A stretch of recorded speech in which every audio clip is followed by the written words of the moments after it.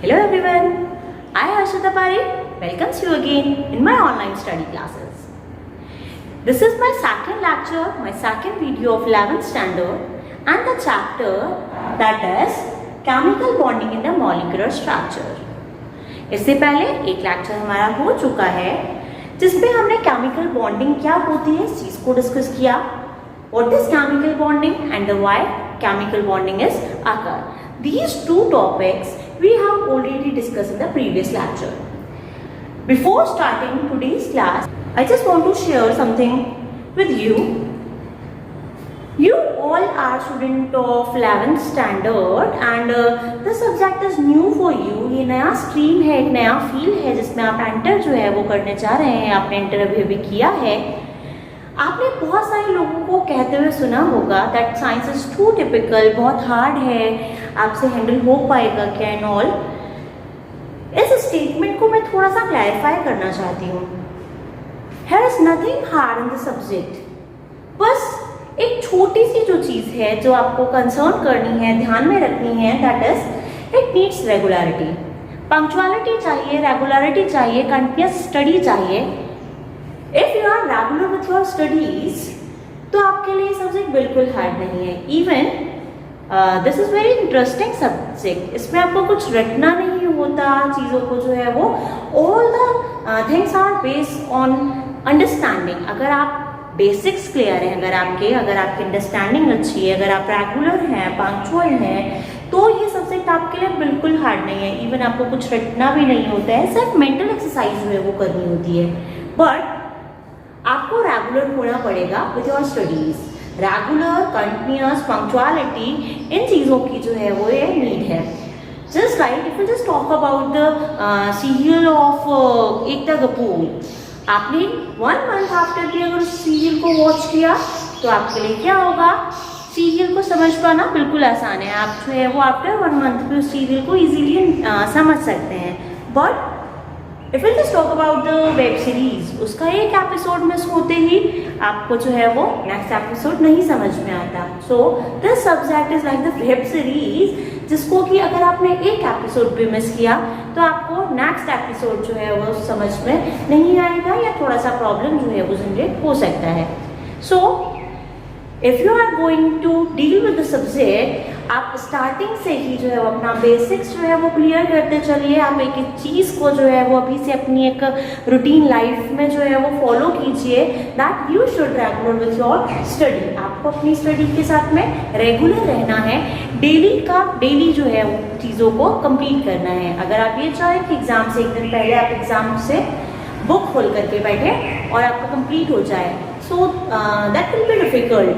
Otherwise there is no difficulty with the subject. बहुत interesting subject है. Basics अगर आपका क्लियर है और 11th standard this is the base of your future. आपका फ्यूचर अभी आपके हाथ में है. 11th स्टैंडर्ड सब कुछ बेसिक है. आपको यहीं से स्टार्ट करना है. अपना फर्स्ट स्टेप जो है वो यहीं से लेना है. आपको अपनी स्टडीज के साथ में फेयर रहना है, रेगुलर रहना है.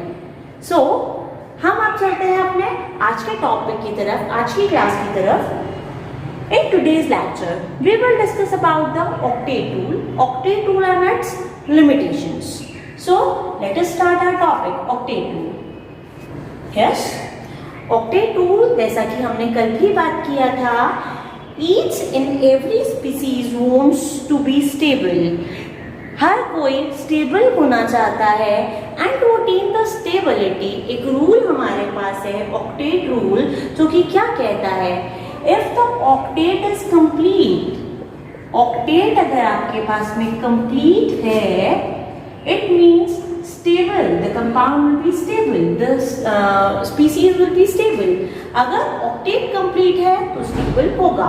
और ऑक्टेट कंप्लीट होने से क्या मीन है, वैलेंस शेल इलेक्ट्रॉन्स की बात किया जाए, valence shell electrons. Valence shell it means the outer most shell.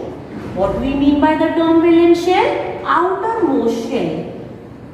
This is outer most shell. There should be 8 electrons in valence shell or in the outermost shell. If there are 8 electrons in the valence shell, it means the octet is complete and the species is stable. Octet complete है तो आपके पास में stable होगा. और अगर हम बात करें octet की तो noble gases, noble gas, it is also termed as inert. ये इसका पुराना नाम है. inert gas भी इसको बोला जाता था. inert means not reactive. Those gases which are not reactive, reactive क्यों नहीं होंगी? Because it has complete octet. इनका octet complete होता है. जब octet complete है, it means these are stable, and when these gases are stable, it means it will not react with any other. किसी भी दूसरे एटम के साथ में, आयन के साथ में, कंपाउंड के साथ में रिएक्ट नहीं करेगा, because it is already stable. और इसीलिए इनको कहा जाता था inert gas. हम बातें करें नोबेल गैस या इनर्ट गैस की. These are the member of group number 18. All the noble gas belong to the group number 18. आपने जो है वो पीरियोडिक टेबल को थोड़ा बहुत डिस्कस किया होगा इन 10th standard.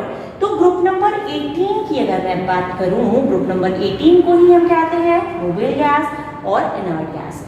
Here, if we just talk about the elements, helium, neon, argon, krypton, xenon and radon. Right? These are the gases, these are the members of group number 18 and all are noble gas, inert gas. Noble gas का already octet complete होता है. That is why these are stable, and when these gases are stable, it will not react with any other atom or ion or any of the species. तो अगर हम यहाँ पे noble gas की बात कर रहे हैं, ऑक्टेट कंप्लीट होगा, स्टेबल होगा तो रिएक्ट नहीं करेंगी. Now come to the octet rule again. Octet should be complete if there are 8 electrons present in the valence shell, present in the outermost shell of any of the species, then that will be stable.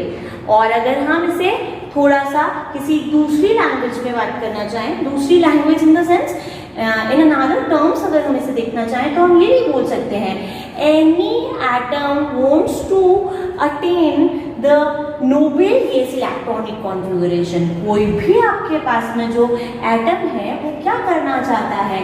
Electronic configuration attain करना चाहता है. किसके जैसा?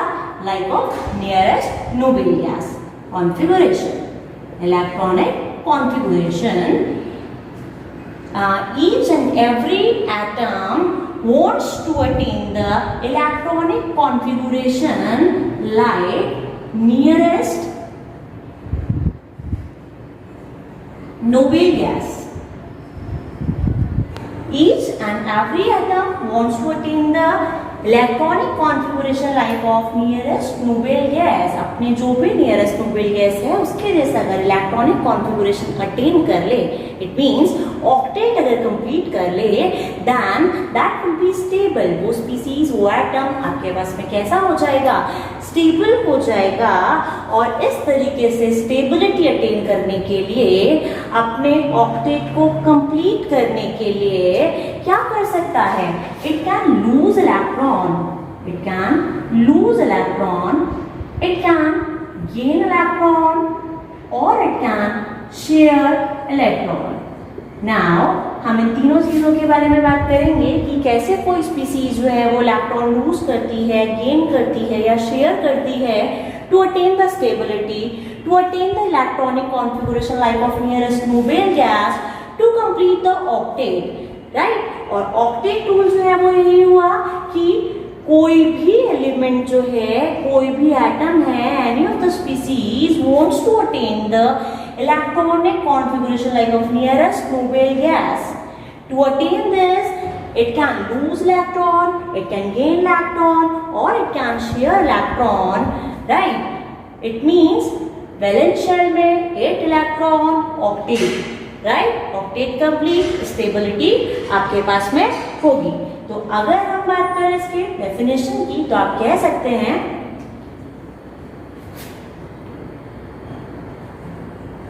According to this rule, wait for a second, मैं इसको हटा देती हूँ यहाँ से.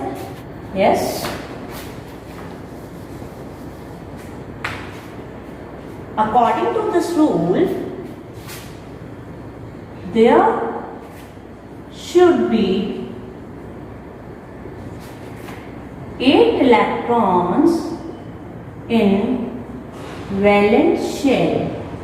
There should be 8 electrons in valence shell. To attain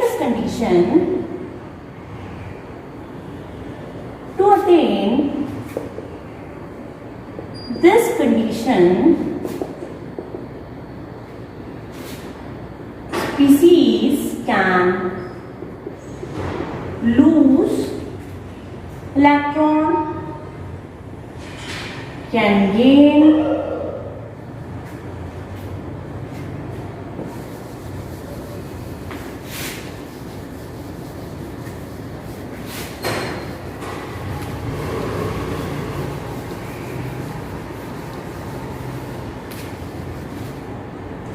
Yes, it can lose electron, it can gain electron, or can share electrons, right? It means if there is 8 electrons in the valence shell, octet is complete, and if the octet is complete, तो आपके पास में जो है वो क्या होगा? Stable होगा.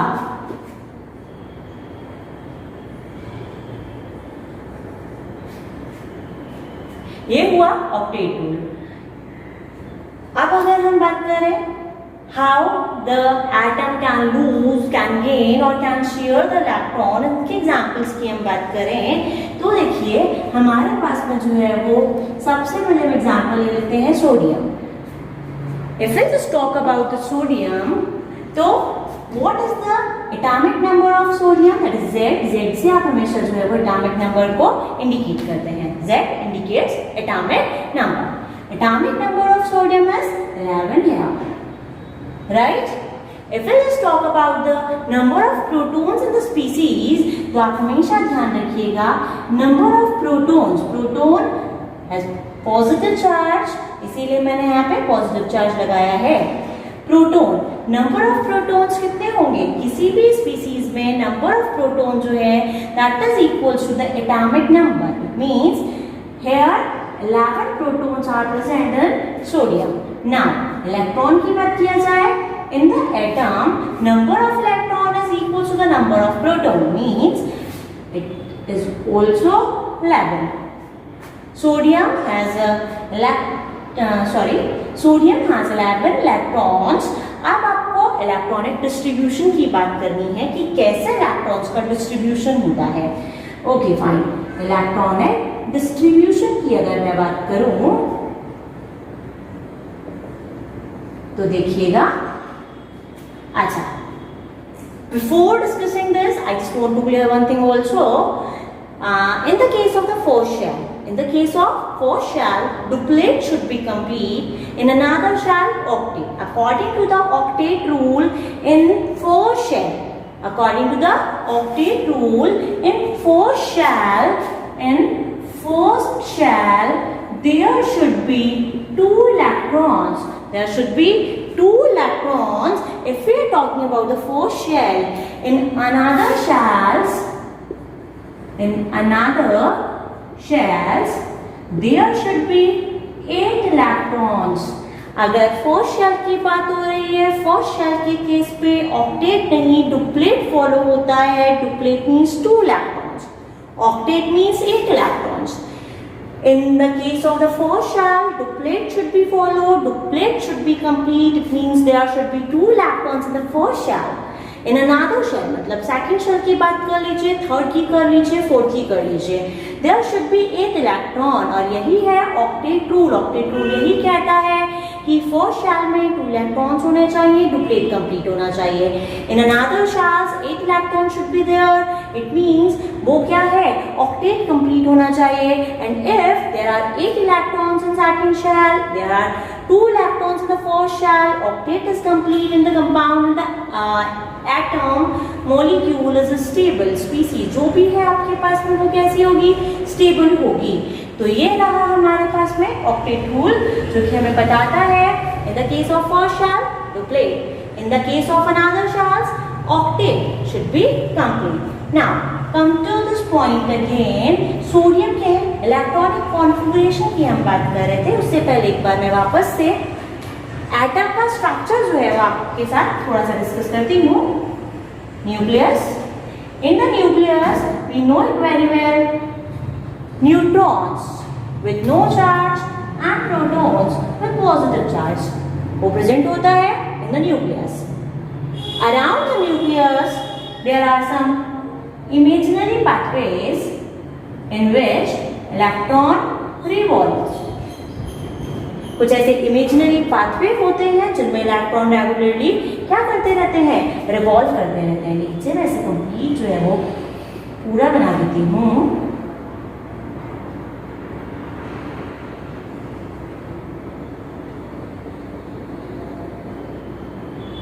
The fourth shell is named as K shell, second shell L shell, third shell M shell, and the fourth shell N shell respectively.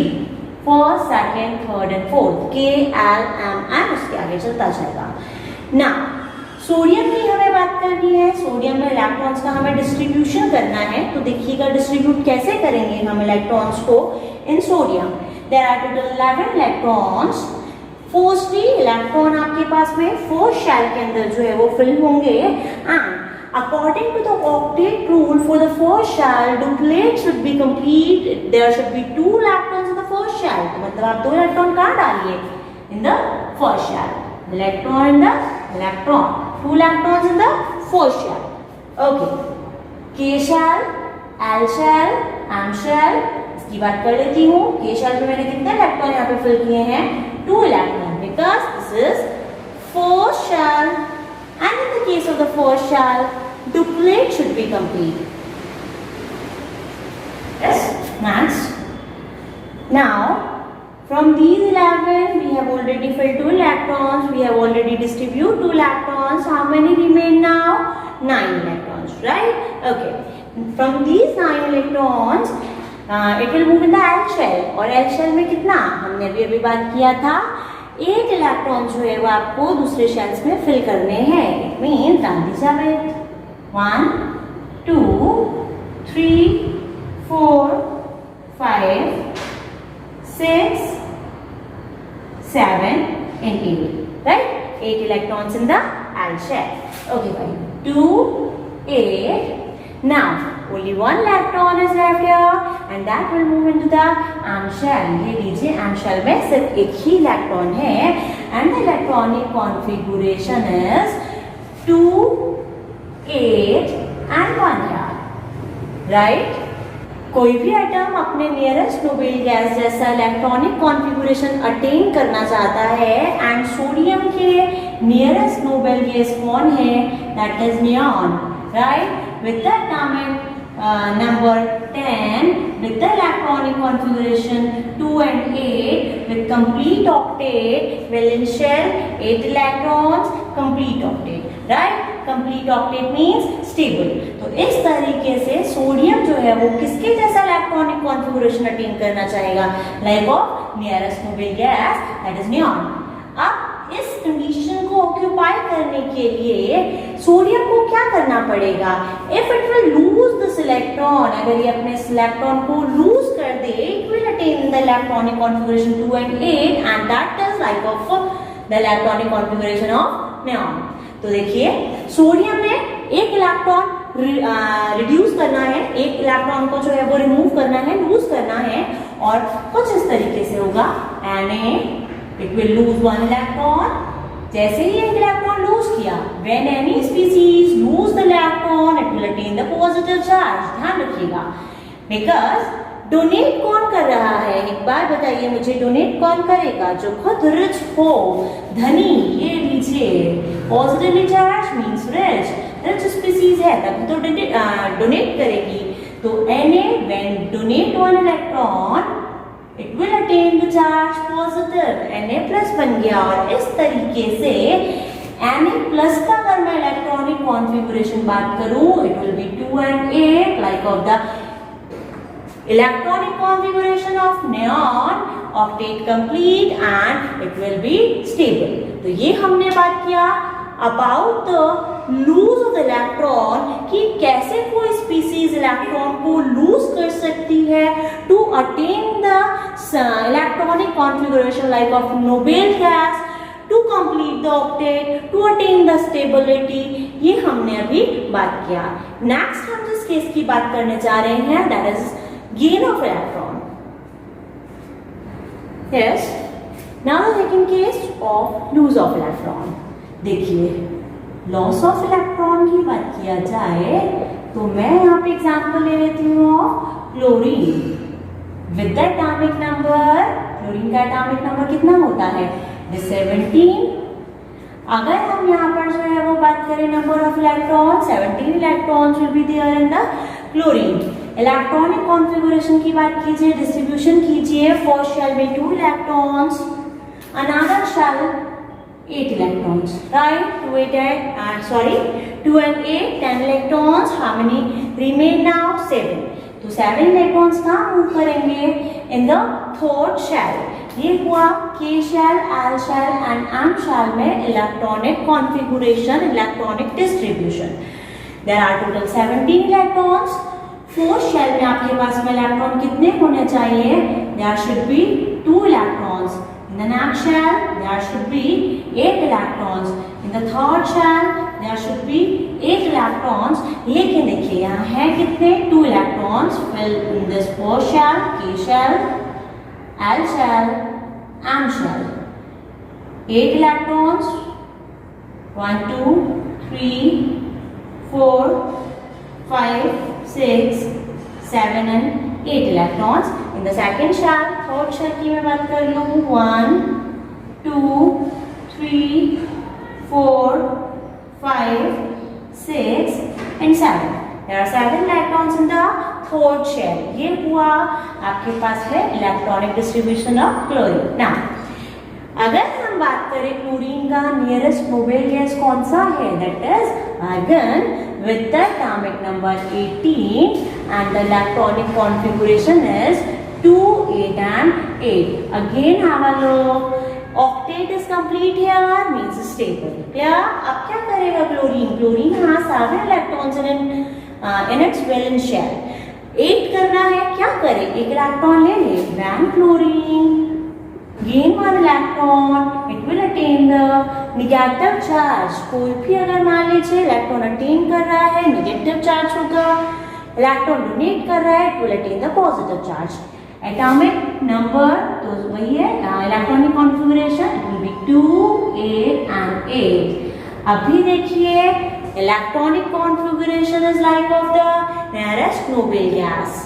Octet complete it means more stable. और इस तरीके से क्लोरीन जो है वो क्या करता है to complete its octet it gain 1 electron. Right now third case हम शेयरिंग की बात कर लेते हैं कि क्यों जो है वो कोई एटम शेयर करता है और कैसे जो है वो शेयर करता है. शेयरिंग ऑफ इलेक्ट्रॉन की बात कर रहे हैं कि इलेक्ट्रॉन की शेयरिंग कोई भी एटम कैसे कर रहा है, क्यों कर रहा है. चलिए बात करते हैं of H2 molecule.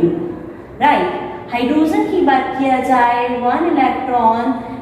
Right in the first case in the case of first shell duplet should be complete. ये रहा हाइड्रोजन और हाइड्रोजन के पास में एक इलेक्ट्रॉन जो है वो प्रेजेंट है. राइट ओके नाउ मैं अगर एक और जो है वो हाइड्रोजन की बात करूं तो एक और हाइड्रोजन के पास में एक और इलेक्ट्रॉन प्रेजेंट है और वो क्या करना चाहेगा अपना शेयरिंग करेगा इलेक्ट्रॉन्स का to attain the stability to complete the duplet और to attain the noble gas configuration like of helium. तो देखिए हम बात कर रहे थे हाइड्रोजन की. हाइड्रोजन के पास एक ही इलेक्ट्रॉन होता है.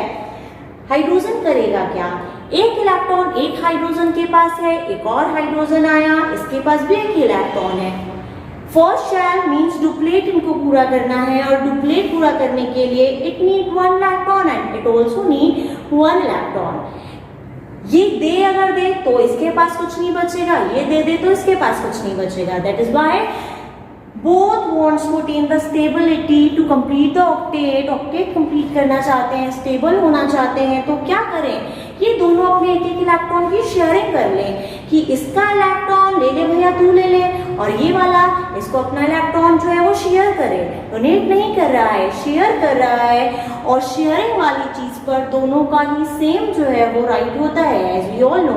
तो देखिएगा, अगर हम इस वाले हाइड्रोजन की बात कर रहे हैं, this electron is of this hydrogen, ये वाला जो इलेक्ट्रॉन है ये इस हाइड्रोजन का है, दोनों ने एक एक इलेक्ट्रॉन को शेयर किया और दोनों के पास की जो है वो इलेक्ट्रॉन कितने हो गए, 2 electrons. Hydrogen belongs to the fourth shell, हमें पता है, और फोर्थ शेल के केस में ऑक्टेट नहीं फॉलो करना चाहिए, ट्रिपलेट जो है वो फॉलो होना चाहिए, 2 इलेक्ट्रॉन होने चाहिए in the fourth shell. Hydrogen has 2 electrons, hydrogen has complete duplet in the case of the H2 molecule, और इसीलिए हाइड्रोजन एटम के कंपैरिजन में H2 मॉलिक्यूल जो होता है दैट इज मोर स्टेबल, बहुत ज्यादा स्टेबिलिटी है उसकी as compared to hydrogen atom. And this is the reason कि क्यों जो है वो मॉलिक्यूल का फॉर्मेशन हो रहा है, क्यों जो है वो बॉन्डिंग जो है वो फॉर्म हो रही है। और इस तरीके से हमने बात की about the octet. Next topic we will discuss here, that is about the limitations. Yes, next is limitation of octet.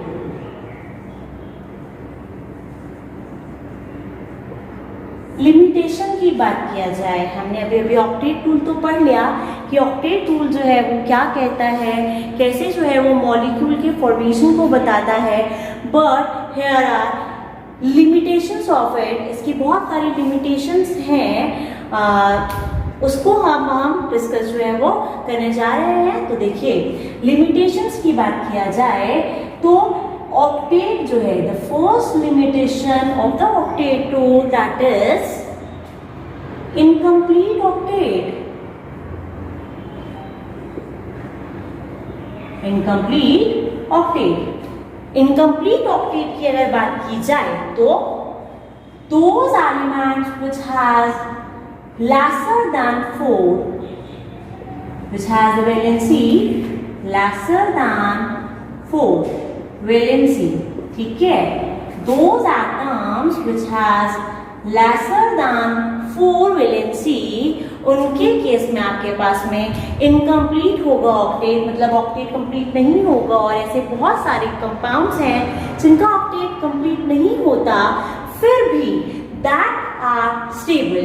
Like बात कर लेते हैं हम एग्जाम्पल की, तो देखिए BeCl2, right, atoms which have the valency lesser than 4, वो आपके पास में जो है वो क्या करते हैं, इनकम्प्लीट ऑक्टेट जो है वो शो करते हैं। बेरिलियम की बात किया जाए तो firstly beryllium, hydrogen, helium, lithium and beryllium. Firstly एक चीज आप ध्यान रखिए, if you are student of 11th standard तो आपको जो है वो एटलीस्ट 30 तक के लिए जो है वो याद होना ही चाहिए। 30 तक आपको जो है वो एटम्स, इनका इलेक्ट्रॉनिक कॉन्फ़िगरेशन, इनका एटॉमिक नंबर, सिंबल, वो सारी चीज़ें याद होनी चाहिए। मतलब periodic table at least 1 to 30 you should be learn, आपको होने ही चाहिए। Hydrogen, helium, lithium and beryllium. Beryllium has the atomic number 4, right. Distribution कीजिए in the K shell, L shell, हमें पता है in the 4 shell 2 electrons. How many left now? 2. It will move into the next shell. तो ये हमारे पास में हुआ electronic distribution in the beryllium. अब अगर हम बात करें यहाँ पर तो देखिए इसका ऑक्टेट कैसा है, इनकम्प्लीट है। यहाँ पर वैलेंसी कितनी है, this is the member of the group number second and group number अगर सेकंड है, all the members of group number second have the valency 2. Valency किसकी 2 ही होती है, राइट। जितना वैलेंसी है उतना क्या करेगा, बॉन्ड फॉर्मेशन करेगा। तो ये बनाता क्या है, इट विल फॉर्म BeCl2, ये मॉलिक्यूल बनाएगा BeCl2 एंड BeCl2 एग्जिस्ट है। अब मैं एक बार बात करती हूँ क्लोरीन की, तो देखिएगा क्लोरीन 2 8 and 7 अभी बात किया था, right. It needs 1 electron to complete the octet। इसके पास में एक इलेक्ट्रॉन की इसको नीड है। देखिए, how many valence shell electrons are here? 7. Chlorine has 7 electrons in the valence shell और वही इलेक्ट्रॉन्स को आपको यहाँ पे जो है वो रिप्रेजेंट करना होता है, शो करना होता है। देखिए 1, 2, 3, 4, 5, 6 and 7. I am showing the electron of chlorine by the cross. क्या 7 वैलेंस शेल इलेक्ट्रॉन थे, इनर जो शेल ऑर्बिटल्स, इनर जो शेल इलेक्ट्रॉन्स हैं उनको हमको नहीं यहाँ पर जो है वो कुछ देखना है, हमें सिर्फ यहाँ पे मीनिंग किससे है, by the valence shell electron.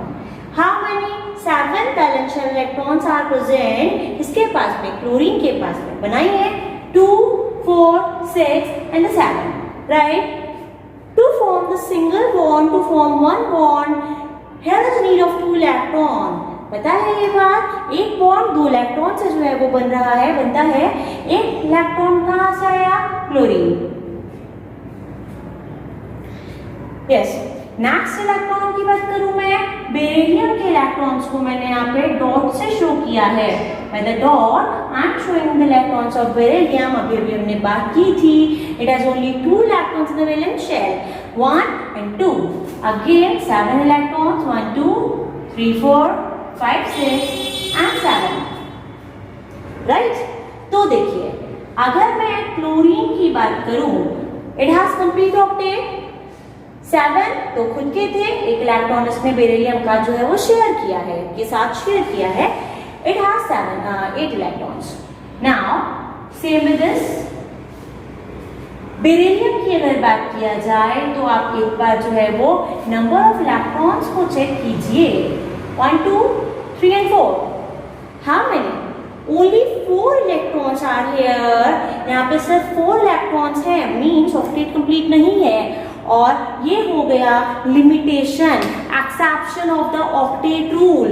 It has only 4 electrons in the valence shell, sorry after bonding भी इसके पास 4 ही इलेक्ट्रॉन है, वैलेंस शेल के तो 2 ही होते हैं इसके पास। इट हैज 4 इलेक्ट्रॉन्स, तो भी कंपाउंड स्टेबल है, BeCl2 एग्जिस्ट करता है। और ये हुआ एक्सेप्शन कि 8 इलेक्ट्रॉन्स नहीं है, ऑक्टेट कंप्लीट नहीं है, फिर भी स्टेबल है। इसके अलावा अगर बात कर लिया जाए AlCl3, यहाँ अगर आप देखेंगे तो एल्यूमिनियम जो है, it has 6 electrons after bonding. I am talking about after bonding, इसके पास में 6 इलेक्ट्रॉन्स होंगे। और ये भी आपके पास में एक्सेप्शन किसका हुआ, exception of the incomplete octet. Octet complete नहीं है, फिर भी मॉलिक्यूल स्टेबल है। ऑक्टेट कंप्लीट नहीं है, फिर भी मॉलिक्यूल स्टेबल है, right. One more thing I just want to clear here, इसका आप करके देखिएगा। If you have any problem you can comment in the comment section, और तो मैं उसको एक्सप्लेन कर दूंगी। ये आप एज ए होमवर्क जो है वो समझ सकते हैं।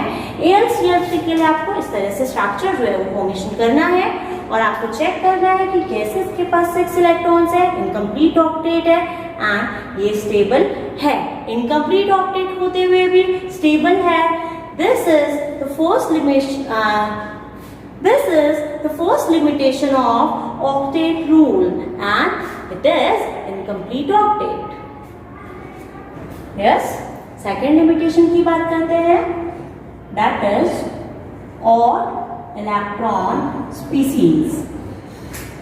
Those species which have odd number of electrons, वो भी आपके पास में ऑक्टेट जो है वो कंप्लीट नहीं करेंगी, ऑक्टेट रूल को फॉलो नहीं करेंगी।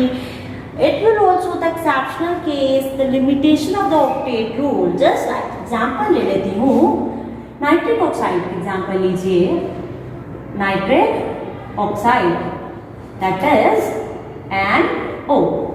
हम यहाँ पे अगर नाइट्रिक ऑक्साइड की बात करें, we know it very well that nitric oxide exist, stable है मींस। अब हम इसमें बॉन्डिंग की बात करते हैं। चलिए पहले नंबर ऑफ इलेक्ट्रॉन की बात कर लेते हैं। Nitrogen has 7 electrons, oxygen has 8 electrons, and the total number of electrons are 15 here. Odd electron species है, टोटल नंबर ऑफ इलेक्ट्रॉन्स 15 है। वैलेंस शेल की बात नहीं की जा रही है, वैलेंस शेल इलेक्ट्रॉन की बात नहीं की जा रही है, टोटल नंबर ऑफ इलेक्ट्रॉन की बात कर रही हूँ। 15 electrons are here, right. Odd electronic species है, ये भी ऑक्टेट रूल को फॉलो नहीं करती और फिर भी स्टेबल होती है। देखिए nitrogen has 7 electrons in the electronic distribution is 2 and 5. Okay. Oxygen की बात किया जाए 8, 2 and 6. क्लियर? चलिए, मुझे इनर शेल इलेक्ट्रॉन से यहाँ पर डील नहीं करना है। I'll deal only with the valence shell electrons. Nitrogen, how many? Total 5 electrons, and we know it very well that nitrogen has the valency 3. इसकी valency 3 होती है। Nitrogen, oxygen, कितना? 1, 2.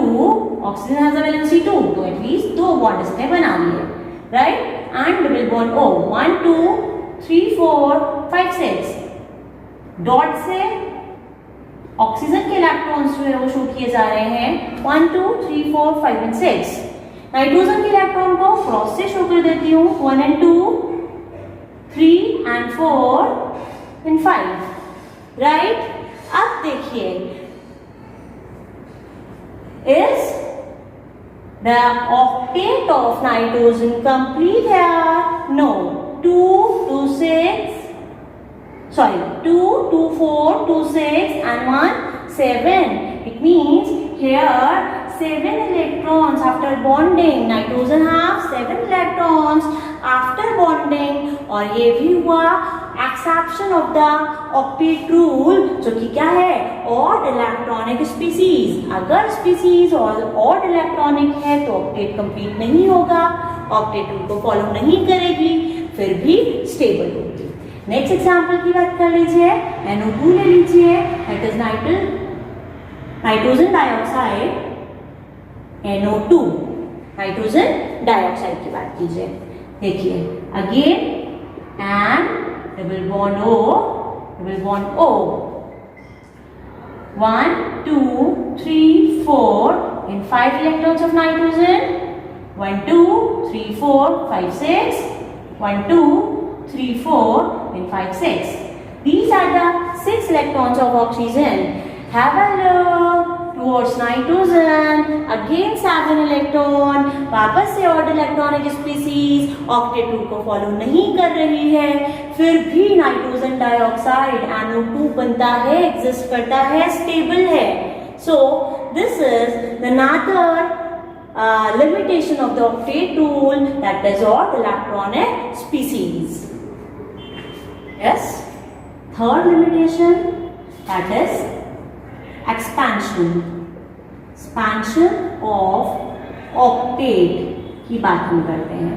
देखिएगा, expansion of octet की बात अगर किया जाए तो if I just talk about the periodic table elements of period 3 and beyond, right?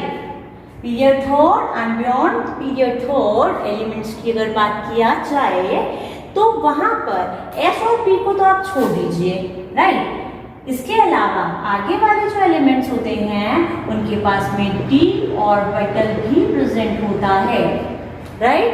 और यहाँ पर बहुत सारे केसेस ऐसे देखे गए हैं इन विच आपके पास में जो है वो ऑक्टेट का एक्सपेंशन जो है वो हो जाता है, मींस एक से भी ज्यादा इलेक्ट्रॉन जो है वो होंगे इन द वैलेंस शेल। तो ये आपके पास में हुआ about the expansion of the octet. Octet का एक्सपेंशन हो गया, मतलब उसने ऑक्टेट रूल को नहीं फॉलो किया, उसने बोला मैं तो मोर देन 8 इलेक्ट्रॉन्स रखता हूँ, राइट, और फिर भी मैं स्टेबल हूँ। तो ये है limitation of the octet rule.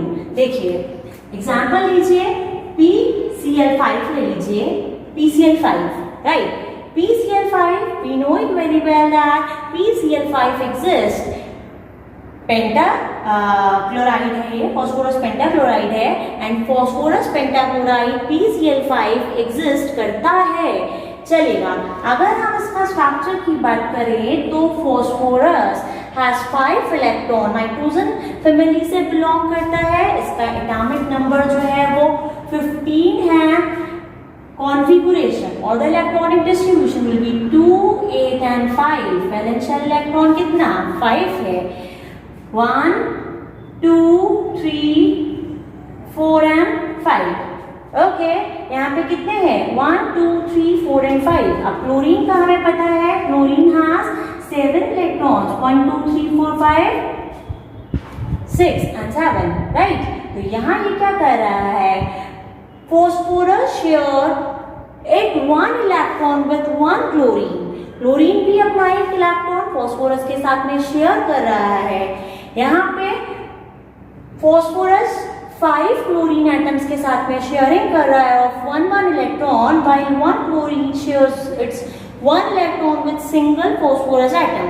तो इस तरीके से आपके पास में यहाँ पर जो है वो क्लोरीन एटम होंगे, हाउ मेनी 5, ये लीजिए 1, 2, 3, 4, 5, 6 and 7, 1, 2, 3, 4, 5, 6 and 7, 1, 2, 3, 4, 5, 6 and 7, 1, 2, 3, 4, 5, 6 and 7। मैं ये क्या कर रही हूँ, by the dots I am showing the electrons of the chlorine, while by the cross I am showing the electrons of the phosphorus here।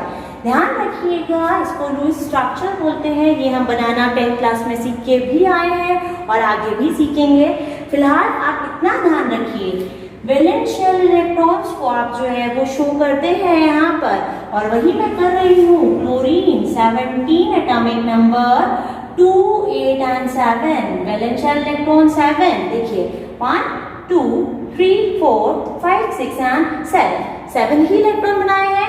while the electron cross वाला जो है, this is the electron of phosphorus, how many 5, 1, 2, 3, 4 and 5।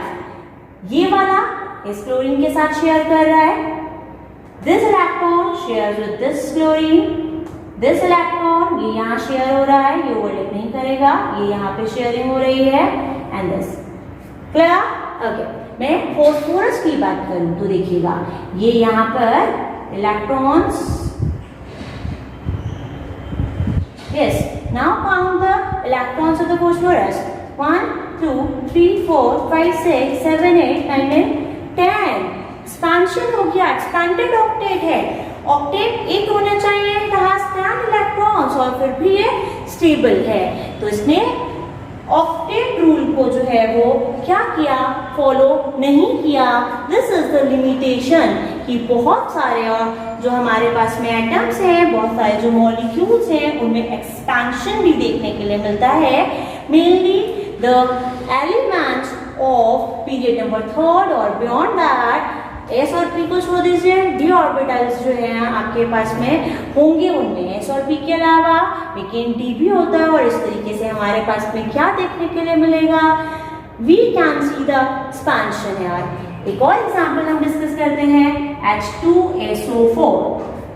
If I am just talking about the structure of H2SO4, this has the structure something like this।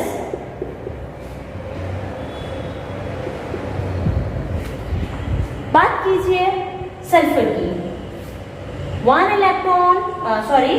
bond by 2 electrons, 1, 2, 3, 4, 5, 6, 7, 8, 9, 10 and 11 and 12। Sulfur has 12 electrons here। Again the expansion, octet बढ़ गया है, 8 से ज्यादा electron है। वापस से ये आपके पास में एग्जाम्पल हो गया of the expansion of octet, and this is the third limitation of octet rule. चलिए अब हम नेक्स्ट लिमिटेशन की बात करते हैं। Next limitation of octet rule, देखिए इनर्ट गैस की मैं बात करूं, नोबल गैस और inert gas, right, not reactive. और ऑक्टेट रूल क्या कहता है, according to the octet rule, each and every species wants to attain the electronic configuration like of inert gas, noble gas. इसका मतलब इनर्ट होना चाहता है, नॉट रिएक्टिव होना चाहता है, स्टेबल होना चाहता है। हम अगर बात करें नट गैस की, तो कई नट गैस ऐसे हैं जो खुद क्या बनाते हैं, कंपाउंड्स बनाते हैं, just like xenon HCF6, right. HCF6 exist करता है, ज़ीनॉन नोबेल गैस, लेकिन फिर भी रिएक्टिव है। नोबेल गैस के बहुत सारे कंपाउंड जो है वो हमें मिलते हैं, और ये जो है वो आपके पास में ऑक्टेट रूल इस चीज को एक्सप्लेन नहीं करता। This is the limitation. Now the last limitation of the octet rule is shape. It will not define the shape. Shape को नहीं डिफाइन करता, मॉलिक्यूलर शेप को ऑक्टेट रूल डिफाइन नहीं करता, नहीं बताता कि H2O का शेप जो है वो एंगुलर है, क्यों है, NH3 का ट्राइगोनल पिरामिडल है, क्यों है, नहीं बताता, राइट। NH3 यहाँ पे आपके पास में लोन पेयर आएंगे, राइट। तो NH3, H2O या कोई भी दूसरा जो मॉलिक्यूल है, CH4 ले लीजिए, that is methane. Methane has the tetrahedral shape, tetrahedral geometry. Octet rule not explain the shape of the molecules, and this is also the limitation of the octet rule. I think आज की class बहुत लंबी हो गई है already, so we have completed our octet rule and the limitation of its. Now the next topic we'll discuss in the next class. Thank you so much for watching.